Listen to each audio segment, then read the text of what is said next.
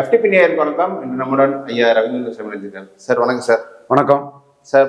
பரபரப்பான அரசியல் சூழ்நிலை தேமுதிக எந்த பக்கம் கூட்டணி போவாங்க அப்படின்ற பெரிய கன்ஃபியூஷனுக்கு Jan 9 தான் முடிவு அறிவிக்கிறேன் அப்படின்னு சொல்லியிருக்காங்க. அதுக்கு மேலேயும் கூட நாங்கள் யோசிக்கலாம் சொல்றாங்க. இன்னைக்கு வந்து ஆர்பி உதயகுமார் பிரேமலதா அவர்களை நேரடியாக பார்த்ததுக்கு கிட்டத்தட்ட அதிமுக கூட்டணி தான் அப்படின்ற மாதிரி டாக் இருக்கு. போன வாரம் வந்து திமுக எஸ்ஐஆர் எதிராக நடத்தின ஆல் பார்ட்டி மீட்டில் தேமுதிக கலந்து இருக்காங்க. ஸோ தேமுதிகவின் முடிவு எப்படிதான் இருக்கும், அதிமுக தேமுதிகன்னு பார்த்தது பின்புலம் என்ன? அதிமுகவை பொறுத்த அளவில் பாஜக தமாக தவிர வேற அவங்களுக்கு அனுப்பிக்கப்பாகலை. அந்த சூழ்நிலையில் பாமகவில் எந்த பாமகவை பண்ணுறதுங்கிற ஒரு சிச்சுவேஷன் இருக்குது. டாக்டர் ராமதாஸ் அவங்களோட பாமக வந்து திமுகவை நோக்கி போகுது. அன்புமணி பாமக பன்னீருக்கு தனி ஒதுக்கீடு 10.5, இப்போ அவங்க 15 கேட்குறாங்க. 10.5 ப்ளஸ் திமுக எதிர்ப்பு நிற்கிறாங்க. இவங்க ரெண்டுவருக்கு இடையில எப்படி இதை டீல் பண்றாங்கிறது அதிமுகவுக்கு ஒரு சிரமமா இருக்குது. இதை தாண்டி இவங்கள்ட்ட கூட்டணிக்கு வர்றதுக்கு வாய்ப்பு உண்டுன்னா பலம் நிரூபிக்காத விஜய்.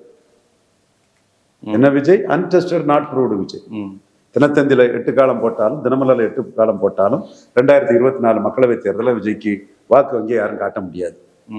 கண்டஸ்ட் பண்ணாதானே காட்ட முடியும். ஸோ க்ரௌட் புல்லிங் கெப்பாசிட்டி உள்ள விஜய். அவருக்கு 20 சீட்டு கீழே 14 சீட்டுங்கிற அளவு ராஜேந்திர பாலாஜி வச்சு அடிக்கிறாங்க. அவர் அந்த அளவுக்கு குறைஞ்ச சீட்டையோ பிஜேபி இன்க்ளூசிவ் அலையன்ஸுக்குள்ளே வர்றதுக்கு அவர் தயார் இல்லை. அவரும் ஒரு பீலா விட்டுக்கிட்டு கடைசியாக ஏதாவது ஒரு முடிவு எடுக்கலாம். இந்த இடத்துக்குள்ள தேமுதிக எங்க கூட தான் இருக்கு, எங்களோட அலையன்ஸ் வருவாங்கன்னு ஒரு தோற்றத்தை கொடுக்கறதுக்கான ஒரு வேலையை ஆர்வி உதயகுமார் மூலமா பண்ணியிருக்கிறாங்க. ஆர்வி உதயகுமாரை பிரேமலதா அம்மையாரை பார்க்க அனுப்புனதே ஐயா எடப்பாடி பழனிசாமி அவர்கள் தான். ராஜ்யசபா அவங்களுக்கு உறுதி கொடுத்துட்டாங்க. ஆனா எம்எல்ஏ சீட்டு வந்து எடப்பாடி பழனிசாமியை வச்சு தேமுதிகவுக்கு ஜெயிக்காது. இந்த இடம் தான் தேமுதிகவுக்கு வந்து அதிமுக கூட போறதுல உள்ள சிக்கல். எடப்பாடி பழனிசாமி தலைமையில் 2 தடவை போயும் பெரிய அடி. கடைசியா அவங்க 5 மக்களவை தேர்தலில் மக்களவை இடங்களை பெற்று அந்த கூட்டத்தில் நிற்கும் போது, குறிப்பா சிதம்பரம், விழுப்புரம், சேலம் இங்க வந்து அதிமுக ரெட்டையில 38, 36, 37ன்னு ரொம்ப சிறப்பான ஓட்டை பெற்றாங்க. அதை சுற்றி இருக்கக்கூடிய கள்ளக்குறிச்சியில் கூடலாம் நியர்லி 40 நெருங்கிட்டாங்க. பாமகவை 4வது தள்ளிட்டாங்க கள்ளக்குறிச்சியில. சேலத்தில் பாமக டெபாசிட் இழப்பு, தென் விழுப்புரத்தில் சிதம்பரத்தில் டெபாசிட் இழப்பு. ஒரு கட்டத்தில் ஜெயலலிதா இருக்கும்போது ரெட்டையில டெபாசிட் இழந்து டாக்டர் ஐயாவோட செல்வாக்கில் இன்னைக்கு மாம்பழம் டெபாசிட் இழந்திருக்கு. ஆனால் கடலூரில் ஒரு 10 விழுக்காடு ஓட்டு முரசுக்கு டவுன். அப்போ வன்னியர் ஓட்டு எடப்பாடிக்கு ரெட்டைலைக்கு விழுந்த வன்னியர் ஓட்டு தேமுதிகவுக்கு விழல. அப்போ எடப்பாடிக்கு ஓட் டிரான்ஸ்ஃபரிங் கெப்பாசிட்டி தேமுதிக சென்ட்ரிக்கா குறைவா இருக்கு. மத்திய சென்னையில் உள்ள ஓட்டு வட சென்னைக்கும் தென் சென்னைக்கும் கம்பேர் பண்ணும்போது தேமுதிக டவுனா இருக்கு. திருவள்ளூர்ல உள்ள ஓட்டு காஞ்சிபுரத்தையும் ஸ்ரீபெரும்புதூரையும் கம்பேர் பண்ணும்போது டவுனா இருக்கு. தஞ்சாவூர்ல உள்ள ஓட்டு நாகப்பட்டினத்தையும் மயிலாடுதுறையும் கம்பேர் பண்ணும்போது டவுனா இருக்கு. அப்போ ஈர்ப்பு சக்தியற்ற எடப்பாடி பழனிசாமியால தேமுதிக ஜெயிக்க முடியாதுங்கிறது தெள்ள தெளிவா பிரேமலதா அம்மையாருக்கும் நல்லா தெரிஞ்ச உண்மை. ஆனா ஒரு ராஜ்யசபா சீட்டு பக்காவா அதிமுக ஆஃபர் பண்றாங்க. எம்எல்ஏ சீட்டு தேமுதிக ஜெயிக்க முடியாது. நாம பார்த்த இந்த உதாரணங்களே தெளிவா இருக்குது. அதே வேளையில அவங்களுக்கு திமுகவிலையும் சோசியலி ஒரு ஆஃபர் இருக்கு. வட தமிழகத்தையும் மேற்கு தமிழகத்தையும் மையமா வச்சு ஒரு பெரிய முழு வெற்றியை பெறதுக்கு தேமுதிக தேவைங்கிற ஒரு ஆஃபர் அவங்களுக்கு இருக்குது. தேமுதிக அங்க இருந்தா திமுகவுக்கு சில இடங்கள் பாதிக்கப்படலாங்கிற கணக்கு இருக்கும்போது, தேமுதிக இங்க இருக்கும்போது அந்த பாதிக்கப்படக்கூடிய இடங்களோட பாதிப்பு இருக்காது. அதனால திமுக சேர்த்துக்கலாங்கிற எண்ணம் ஓட்டும் திமுக கழக தலைமைக்கு அடிஷனலா தேமுதிக சேர்க்கலாங்கிற ஒரு எண்ணம் இருக்கு. இப்போ நீங்க சேலம், விழுப்புரம், கள்ளக்குறிச்சி சொன்னீங்க. இப்போ நீங்க கடலூர் ஆரம்பிச்சு விழுப்புரம், கள்ளக்குறிச்சி, சேலம், தருமபுரி கிட்டத்தட்ட இந்த 36 சீட் வருவீங்க. இதுல வந்து 2021 அதிமுக தான் மெஜாரிட்டி. அதிமுக பாஜக அணி தான் அதிக சீட்டு இந்த பெல்ட்ல ஜெயிச்சிருக்கு. அப்படி இருக்கும்போது இந்த பெல்ட்ல தேமுதிகவும் ஓட்டு இருக்குன்ற போது அவங்க அதிமுகவோட போய் சீட் கன்வெர்ட் பண்ற சான்சஸ் அதிகம். 2 ஜாதி கட்சி ஆயிட்டுன்னு சீமா நடிக்கிறாரு. இது கருத்து பார்வையற்றவர்களுக்கும் ஊடகத்துல குருதை கடிவாளம் போட்ட மாதிரியும் கிணற்று தவளையா பேசக்கூடிய அரசியல் விமர்சகர்களுக்கு தெரியல. 2 ஜாதி கட்சி ஆயிட்டுன்னு சீமான் தான் அடிச்சு நொறுக்கிறாரு. அது உண்மை. 2021 ரெட்டையில ஒருவேளை எடப்பாடி ஒருவேளை பன்னீர்செல்வம், அன்னைக்கு அப்படி இருக்கல. முக்குலத்தோர் எடப்பாடி எதுக்குறாங்கிறத சீமான் பசுமன் தேவரையா நினைவு நாள்ல பேசுறாரு. சசிகலா, தினகரன், ஓபிஎஸ் சொல்றாரு. ஏன்பா ரங்கராஜ் பாண்டே, இதெல்லாம் உன் கண்ணுக்கு தெரியலையா தம்பி? இவ்வளவுக்குள்ள ஒன் சைடா இருக்காத. 10.5 வச்சு அடிக்கிறாரு. தேவருக்கு பாரத ரத்னான்னு சொல்லும் போது தேவருக்கு ரத்னாவை கூட ஏன் வஉசிக்கு பாரத ரத்னா இல்ல, பாரதியாருக்கு பாரத ரத்னா இல்லைன்னு எடப்பாடிக்கு ஜாதி அரசியல சீமான் தலைகளை கட்டி தொங்க போட்டு அதை அடிச்சுதான் 8 வந்திருக்கேன் 17 வருவன்னு சீமான் தெளிவா அரசியல் பண்றாரு. ஜாதிவாரி கணக்கெடுப்பு நடத்தாம இடஒதுக்கீடு கொடுத்தது தப்புங்கிறாரு. சோ அன்னைக்குள்ள அதிமுக தன்மை வேற, இன்னைக்குள்ள அதிமுக தன்மை வேற. பன்னீர்செல்வம் வந்து வாலாட்டும் கேடைய மட்டும் எடப்பாடிக்கு இருந்தாரு. பன்னீர்செல்வம் நீக்கப்பட்ட பிறகு தேனியில வெற்றி பெற்ற தேனியில டெபாசிட் இழக்குது 13%. ராமநாதபுரத்துல 30 விழுக்காடுக்கு மேல எடுத்த ராமநாதபுரத்துல 9 விழுக்காடு டெபாசிட் போகுது. திருநெல்வேலியில டெபாசிட் போகுது. தென் சென்னையில 3வது, நீலகிரியில 3வது. ஸோ 20 விழுக்காடு அதிமுக எடுத்திருக்காங்கன்னா ஏன் சேலத்துல 38 எடுத்தவங்க திருநெல்வேலியில 8 எடுக்கிறாங்க? என்னையா எம்ஜிஆர் ஜெயலலிதா ரெட்டல்? அதான் சீமான் தூக்கி போட்டு அடிக்கிறாரு.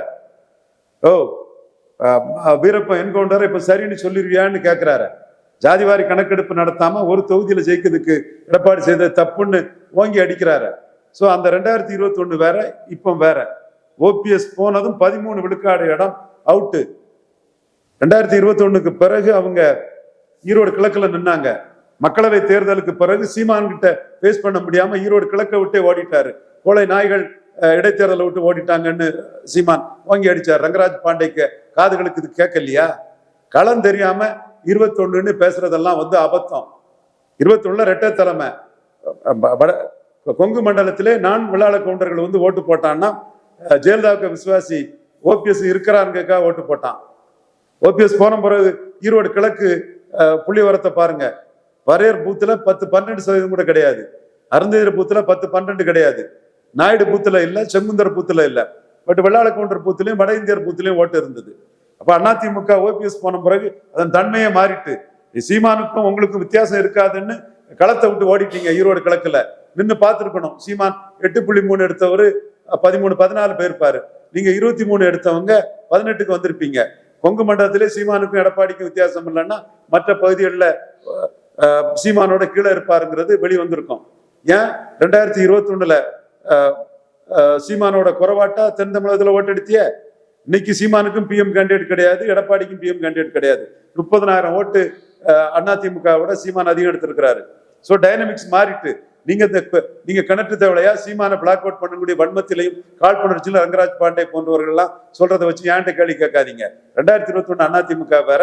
2024க்கு பிறகு 10.5க்காக வன்னியர்களின் பெருந்தலைவரான எடப்பாடி பழனிசாமி கொங்கு வேளாளர்கள் இருக்கக்கூடிய கரூர்ல போன்ற இடங்கள்ல டெபாசிட்டை காப்பாத்திக்கிட்டு மற்ற இடங்கள்ல டெபாசிட் இழந்த முத்திரையர் பெல்ட், நாடார் பெல்ட்டுகள் எல்லாம் டெபாசிட் இழந்த எடப்பாடி பழனிசாமி வேற.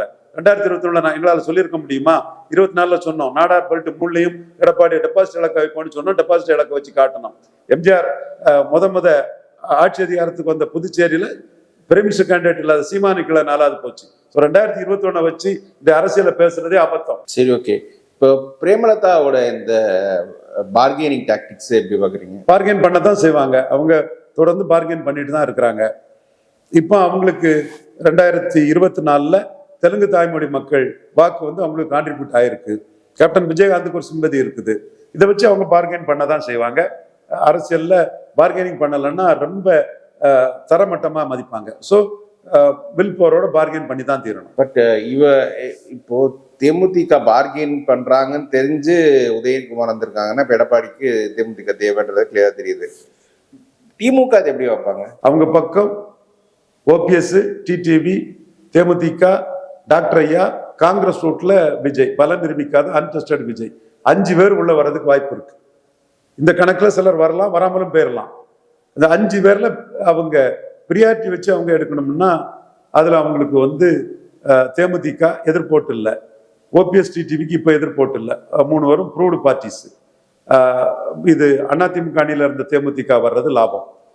என்டிஏல இருந்த ஓபிஎஸ் டிடிவியும் மீண்டும் என்டிஏக்குள்ள போகாம தங்கள் பக்கம் வர்றது லாபம். இந்த மூணும் பிரியாரிட்டியா இருக்கும். ராமதாஸ் வர்றதுல பொருந்தா கூட்டணி ஆயிருமோங்கிற ஒரு எண்ண ஓட்டங்கள் இருக்கும்.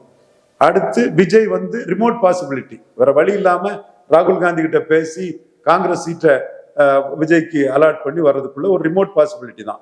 இதுக்குள்ள சிச்சுவேஷன் எப்படி வருதுன்னு பார்ப்பாங்க.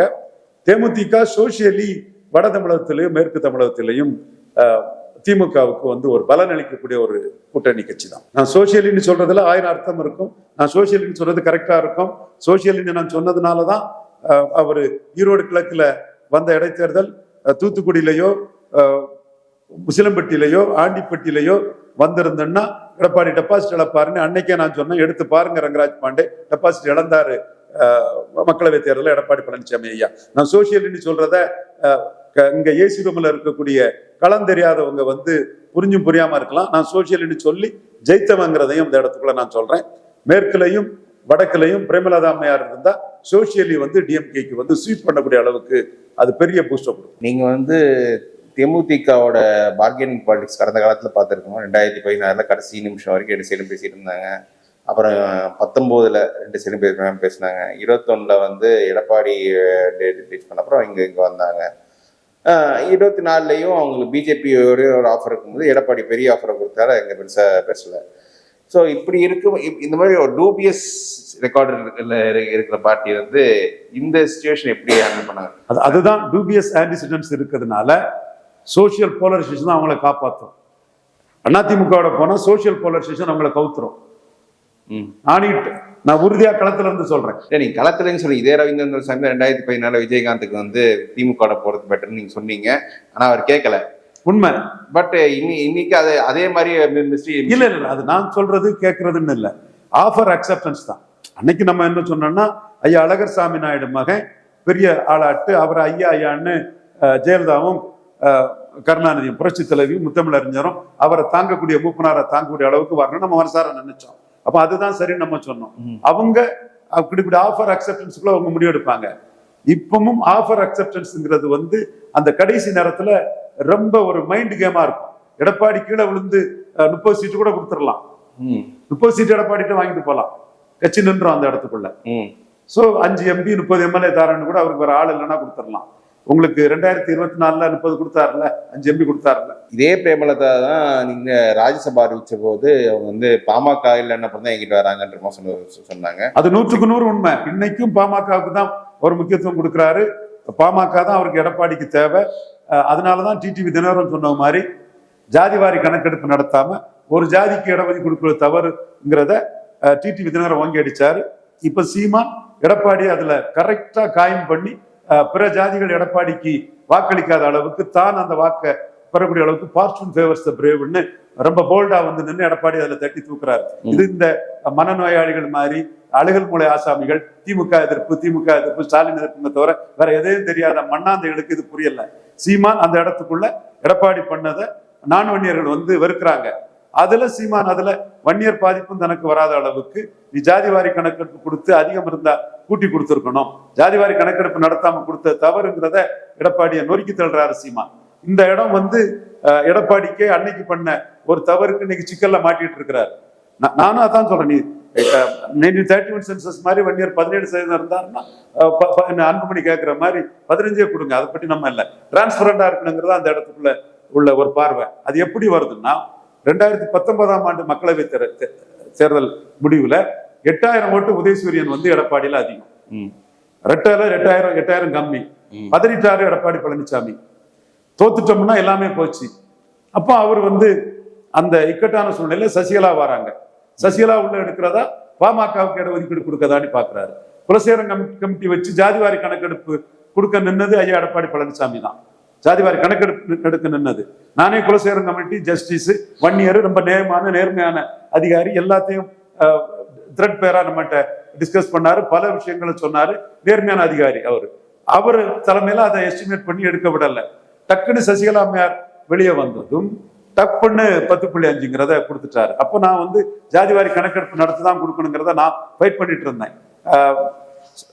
சகோதரர் அன்புமணி கூட என் மேல விமர்சனங்கள் எல்லாம் வச்சாரு, உங்களுக்கு எல்லாம் தெரியும். இன்னைக்கு அவர் அதை ஃபைட் பண்றாரு, அவருக்கு ஃபைட்டை நான் பாராட்டுறேன். அவர் ஜாதிக்கு ஃபைட் பண்றது நியாயமான ஒரு விஷயம் தான். அன்னைக்கு வந்து சுனில் கனகூலு தான் இந்த விஷயத்த பண்ணாருன்னா, அதை பண்ணி முடிச்சதுனால 93,000 ஓட்டு எடப்பாடி பழனிசாமி அதிகம். 8,000 ஓட்டு கீழே கடந்தவர் ஒரு 10.5 93,000 போயிட்டார். இங்க ரங்கராஜ் பாண்டே போன்ற லெஸ் இன்ஃபார்ம்ட் ஆட்டு அல்லது தெரிஞ்சுக்கிட்டு உண்மையை மறைக்கக்கூடியவங்க, கணத்து தவளையா இருக்கக்கூடியவங்க, பார்லிமெண்ட், அசம்பிளி, அது இதுன்னு பொய்யா புரட்டா கட்டுக்கதைகளை சொல்லிக்கிட்டு வன்னியர் சென்டிமெண்டோ நான் வன்னியர்களுக்கோ ஓட்டு இல்லாத மாதிரி ஊரை ஏமாத்திட்டு இருப்பாங்க ரங்கராஜ் பாண்டேகள். உண்மை நிலைமை அதுதான். அன்னைக்கு 93,000 ஓட்டுல அவரு அங்க ஜெயித்தாரு. அதற்கு பிறகு விட்டகுறை தொட்டகுறையா பாமகவே எடப்பாடியில பலகீனப்பட்டு 50,000 ஓட்டு லீடு எடுத்திருக்கிறாரு. சோ இவரோட அரசியல் கணக்குக்கு இன்னைக்கு அன்புமணியோட அரசியல் தனி ஒதுக்கீடு, அது வன்னியர்க்க பிரைடு 10.5 ஒரு 15 கேட்கிறாரு.